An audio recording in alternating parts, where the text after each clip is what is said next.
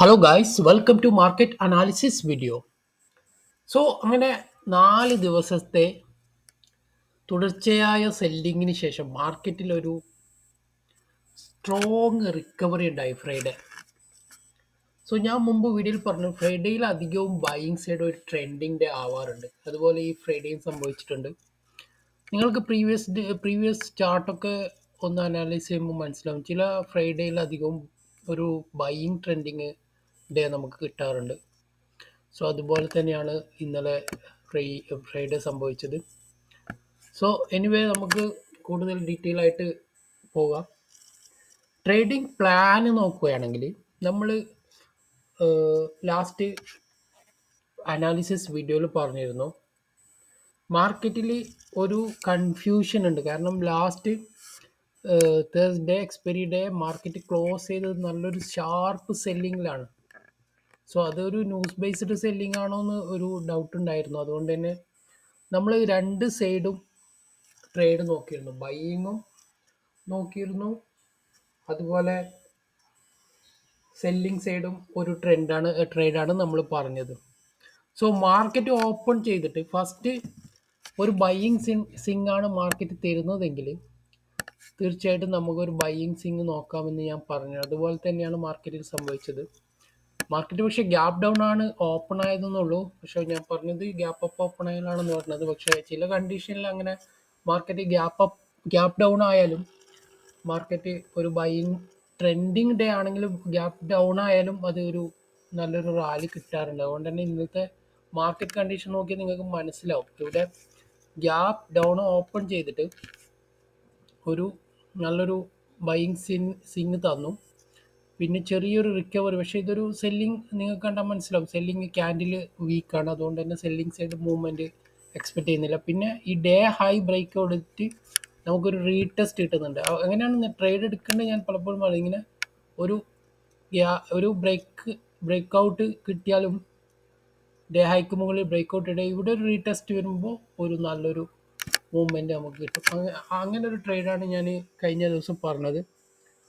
അങ്ങനെ നല്ലൊരു ഓപ്പർച്യൂണിറ്റി എന്തായാലും കിട്ടിയിട്ടുണ്ട്.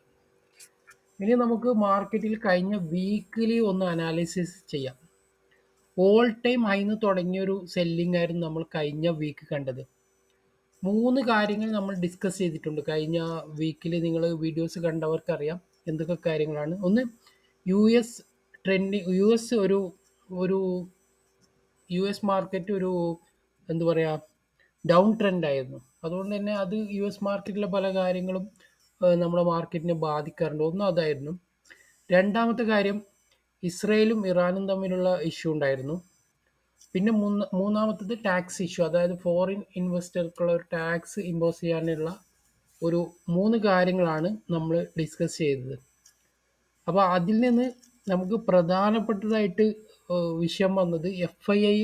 ഈ ഒരു ടാക്സ് ഇഷ്യൂ ഉള്ളത് കൊണ്ട് തന്നെ FII കഴിഞ്ഞ ഫ്രൈഡേ അല്ലാത്ത ബാക്കിയുള്ള 4 ദിവസം, കഴിഞ്ഞ വീക്കിലെ 4 ദിവസം നല്ല ഹെവി സെല്ലിംഗ് ആയിരുന്നു നടത്തിക്കൊണ്ടിരുന്നത്. എന്തായാലും ഫ്രൈഡേ FII ബൈയിങ് സൈഡിലേക്ക് ഫ്ലിപ്പായിട്ടുണ്ട്. ചെറിയൊരു ക്വാണ്ടിറ്റി അവർ വാങ്ങിയിട്ടുണ്ടെങ്കിലും സെല്ലിങ്ങിനെ അപേക്ഷിച്ചിട്ട് എന്തായാലും അതൊരു പോസിറ്റീവായിട്ട് നമുക്ക് കാണാൻ പറ്റും. പിന്നെ വെള്ളിയാഴ്ച HDFC ബാങ്കിൻ്റെ റിസൾട്ട് വന്നിരുന്നു. റിസൾട്ട് ആസ് പെർ എക്സ്പെക്റ്റഡ് ചെയ്തതുപോലെ തന്നെ ആയതുകൊണ്ട് കുഴപ്പമില്ല. അതുപോലെ തിങ്കളാഴ്ച റിലയൻസിൻ്റെ റിസൾട്ട് കൂടി വരാനുണ്ട്. അപ്പോൾ ട്രേഡ് ചെയ്യുന്നവർ അതൊക്കെ ശ്രദ്ധിച്ചു പോകണം. കാരണം പലരും ഒരു ഒരു റിസൾട്ട് വരുന്നതിന് മുമ്പ് മാർക്കറ്റ് കുറച്ച് വളട്ടയിലൊക്കെ ആയിരിക്കും. അതൊന്ന് ശ്രദ്ധിക്കുക. ഇനി നമുക്ക് ചാർട്ടിലേക്ക് നോക്കാം. ചാർട്ടൊന്ന് ഡെയിലി ക്യാൻഡിലേക്ക് ഒന്ന് നോക്കിയാൽ ഫസ്റ്റ് നമുക്കിവിടെ ഡെയിലി ക്യാൻഡിൽ നോക്കാം. ഇവിടെ ഡെയിലി ഓക്കെ. ഡെയിലി ക്യാൻഡിൽ നോക്കുകയാണെങ്കിൽ നിങ്ങൾക്ക് ഇവിടെ മനസ്സിലാവും നല്ലൊരു സിങ് ക്രിയേറ്റ് ആയിട്ടുണ്ട് ഡെയിലി ക്യാൻഡിൽ. അതായത് മാർക്കറ്റ് ഇവിടെ നിന്ന് ഒരു നല്ലൊരു അപ് ട്രെൻഡ് പോയി, ആ അപ് ട്രെൻഡ് കംപ്ലീറ്റ് ആയിട്ട് കഴിഞ്ഞ ഒരാഴ്ച റിവേഴ്സ് ആക്കിയിട്ട് ഈ എക്സാക്ട്ലി എവിടെ നിന്നാണോ മാർക്കറ്റ് മുമ്പ് അപ്പായത് അവിടെ തന്നെ ടച്ച് ചെയ്തിട്ടാണ് കഴിഞ്ഞ ദിവസം മാർക്കറ്റ് ക്ലോസ് ആയിട്ടുള്ളത്. ഇനിയൊരു അപ്സിങ് ആണ് നമ്മൾ എക്സ്പെക്ട് ചെയ്യുന്നത്. അതായത് ഇവിടുന്ന് ഇനി ഇതുപോലെ ഒരു ഓൾ ടൈം ഹൈയിലേക്കുള്ള ഒരു റാലിയാണ് നമുക്കിനി എക്സ്പെക്ട് ചെയ്യാനുള്ളത്. സോ ഇനി അതിന് വേണ്ടത് നാളത്തെ ഒരു തിങ്കളാഴ്ചത്തെ ഒരു കൺഫർമേഷൻ നമുക്ക് കിട്ടാറുണ്ട്. സോ തിങ്കളാഴ്ച നമുക്കൊരു ഗ്രീൻ ക്യാൻഡിലാണ് ക്ലോസിംഗ് എങ്കിൽ എക്സ്പെക്ട് ചെയ്യാം ഇനി ഒരു ഓൾ ടൈം ഹൈയിലേക്ക് മാർക്കറ്റ് പോകാനുള്ള സാധ്യതയുണ്ട്. അതല്ല തിങ്കളാഴ്ച ചിലപ്പോൾ മാർക്കറ്റ് ഇന്നത്തേനേക്കാളും ലോ ആണെങ്കിൽ, അല്ലെങ്കിൽ ഈ ഒരു ഞാൻ കഴിഞ്ഞ വീഡിയോയിൽ പറഞ്ഞു, ഇത് നല്ലൊരു ഇമ്പോർട്ടൻ്റ് ആയിട്ടുള്ള ഒരു റെസിസ്റ്റൻസ് ആണ് 21,700 21,800. സോ അത് ക്രോസ് ചെയ്ത് താഴേക്ക് പോവുകയാണെങ്കിൽ നമുക്ക് അത് എക്സ്പെക്ട് ചെയ്യാൻ പറ്റില്ല. അതല്ല തിങ്കളാഴ്ച ഒരു പോസിറ്റീവായിട്ടാണ് മാർക്കറ്റ് മൂവ് ചെയ്യുന്നുണ്ടെങ്കിൽ മാർക്കറ്റ് എന്തായാലും ഇനി ഒരു ഓൾ ടൈം ഹൈയിലേക്കുള്ള ഒരു സ്വിങ് ക്രിയേറ്റ് ചെയ്യാൻ സാധ്യതയുണ്ട്. അതാണ് ഡെയിലി ക്യാൻഡിലുള്ള അവസ്ഥ. ഇനി നമുക്ക് അടുത്ത ട്രേഡിംഗ് നോക്കാം ഏതൊക്കെയാണ്. എനിക്ക് തോന്നുന്നത് അടുത്ത ട്രേഡിംഗ് സെക്ഷൻ നമുക്ക് ഈസി എക്സിക്യൂഷൻ കിട്ടാനുള്ള ഒരു സാധ്യതയുണ്ട്.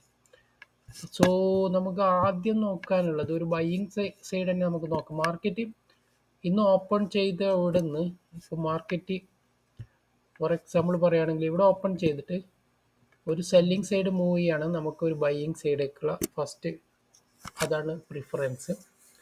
സോ അതൊന്ന് നോക്കാം.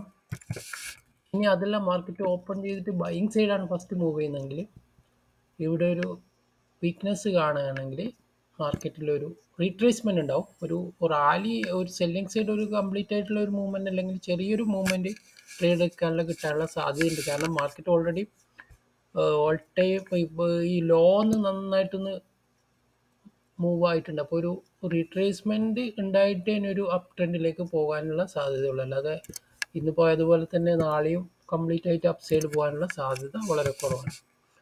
സോ ഇത്രയുമാണ് ഈ വീക്ക്ലി ഡിസ്കസിന് നമുക്ക് നോക്കാനുള്ളത്.